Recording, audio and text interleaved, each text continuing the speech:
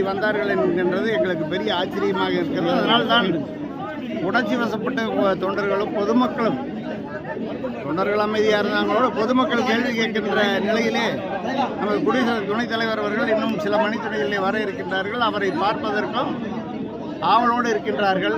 அந்த நேரத்தில் இப்படி ஒரு நிலை இந்த இடத்தில் ஏற்படும் பொழுது காவல்துறை என்ன செய்து கொண்டிருக்கின்றது என்பது எனக்கு மிகவும் வருத்தத்துக்குரிய விஷயம். பாதுகாப்பை பொறுத்தவரை எங்களைத்தான் அவர்கள் பாதுகாக்கின்றார்கள் வராமல் ஒழிய மற்றவர்களை பாதுகாப்பதில்லை. காவல்துறையினுடைய அலங்கோலம் இது நாங்கள் தொடர்ந்து பார்த்து கொண்டு தான் இருக்கின்றோம். ஒரு சென்சேஷனல் ஏரியா, இதில் மர்மங்கள் 2 பேர் திடீர்னு வராங்கன்னா அது சென்சஸ் ஏரியாங்கிறது அது ஒரு காலகட்டத்தில் இன்னைக்கு எல்லாருமே நாங்கள் ஒற்றுமையாக தான் இஸ்லாமியர்களுமே இந்துக்கள் அனைவருமே ஒற்றுமையாக தான் நல்ல ஒரு இணக்கமாக தான் இருந்து கொண்டு இருக்கின்றோம். ஆனால் இதில் ஏதோ ஒரு சில இவர்கள் இந்த மாதிரி செய்வது வருத்தத்துக்குரிய விஷயம். போலீஸ் பாதுகாப்பு சரியான முறையில் இல்லை.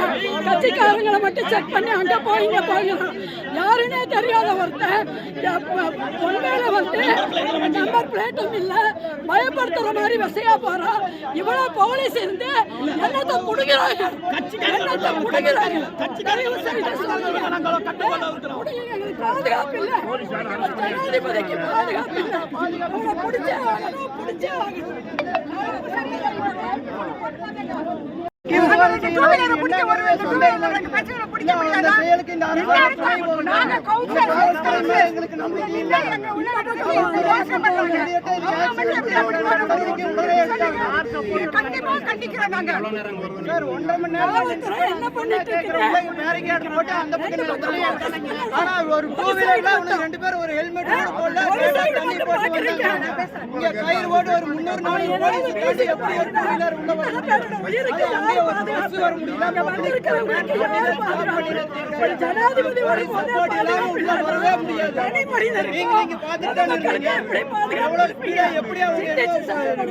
அசால்ட்டா உள்ள போறாங்க.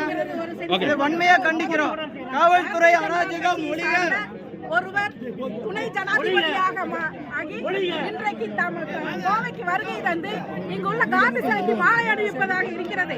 இந்த சமயத்தில் கருப்பு சட்டை அணிந்து கொண்டு வண்டி இல்லாம வண்டியில நேம் பிளேட் இல்லாம முகத்தை பொத்திக்கிட்டு 2 பேர் வேகமாக வராங்கன்னு சொன்னா இது எந்த வகையில நியாயம்? இத்தனை போலீஸ்காரர் இருந்து ஏன் அந்த மாதிரியான ஒரு சம்பவம் இந்த கோவையில நடக்குது? அப்ப இந்த கோவையில என்னதான் நடக்குது? இந்த அரசு என்ன செய்து கொண்டிருக்கிறது? ஒரு ஜனாதிபதிக்கு ஒரு பாதுகாப்பு கொடுக்கக்கூடிய இடத்துல 2 பேர் வர்றாங்க. அவங்க தீவிரவாதியா அல்லது யார்? இந்த பயங்கரவாதத்தை கேட்பதற்கு இந்த தமிழக அரசுக்கு திராணி இல்லையா? எல்லாரும் சொல்வதை போல ஒரு திராணி என்ற ஒரு பாதுகாப்பற்ற சூழ்நிலை தமிழ்நாட்டில் நிலவுகிறது என்பதற்கு இதுவே ஒரு சான்றாக இருக்கிறது. எனவே அனைவரும் சிந்திக்க வேண்டும். இந்த தமிழ்நாட்டில் கோவை எந்த நிலையில் இருக்கிறது என்பதை அனைவரும் சிந்திக்க வேண்டும். அவர்கள் நமது மாநகராட்சியினுடைய மாமன்றத்தில் இருக்கக்கூடிய காந்தி சிலைக்கு மாலையிடுவதற்காக வந்து கொண்டிருக்கிறார்கள். அவர்கள் வருவதற்கு முன்னால் நாங்கள் ஒரு பகுதியிலே எல்லாரும் நின்று கொண்டிருக்கிறோம்.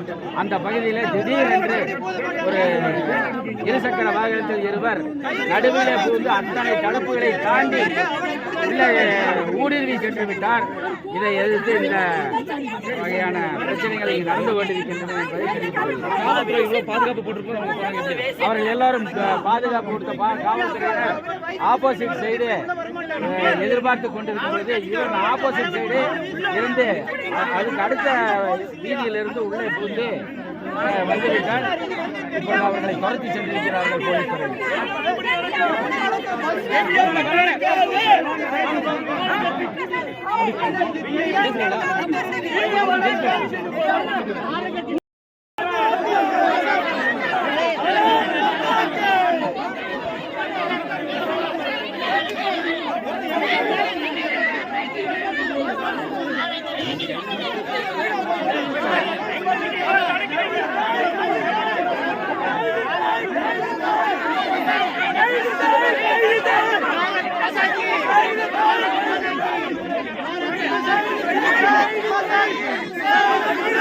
Hey!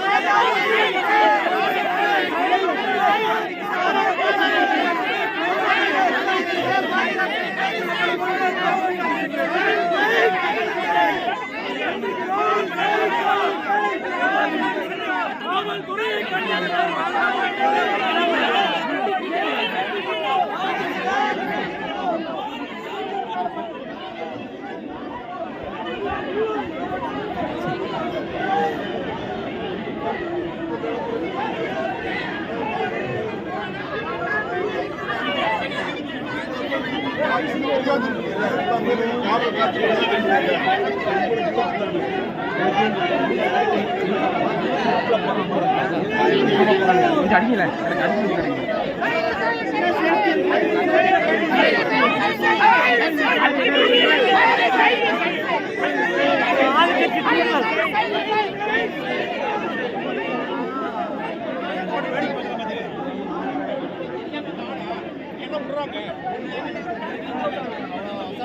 எந்த நாளா இல்ல பிடிச்சிருப்பாங்க நேரம் பிடிச்சிருப்பாங்க சும்மா விடுவாங்களா அல்ல அங்கேயே விடக்கூடாது இல்ல